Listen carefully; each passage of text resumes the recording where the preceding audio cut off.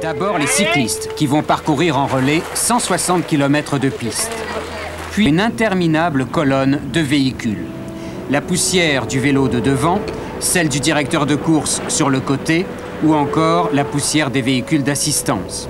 Du Paris-Gao-Dakar traverse ainsi la brousse, une progression lente, rythmée par les chants et les danses des villageois.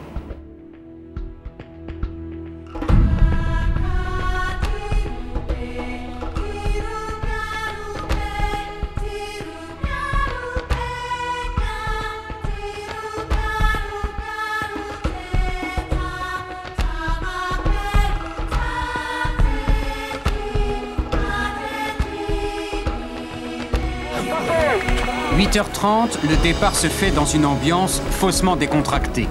L'aventure d'hier ayant dispersé quelques coureurs, l'organisation a revu les chiffres à la baisse. 40 km au lieu de 60. Des chutes de Gouina aux chutes de Fellou, une spéciale belle mais difficile.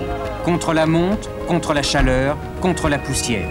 Côté classement, le sourire pour les 3 premiers, Mantes, Strasbourg, EDF, l'amertume pour l'équipe de Colmar dont le camion a été retrouvé près de la frontière guinéenne. Résultat, 4 heures de pénalité. Chacun voulant gagner quelques secondes perd quelques minutes. Sur moins de 300 mètres, c'est l'hécatombe. J'attends mon véhicule.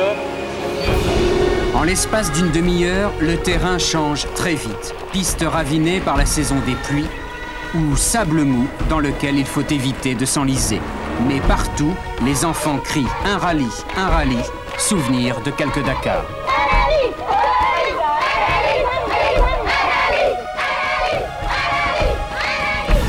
Pour tous les concurrents, un seul but, arriver à Dakar coûte que coûte. Même s'il faut rouler sur la jante, comme Denis Gane de l'équipe de Mantes, première au classement.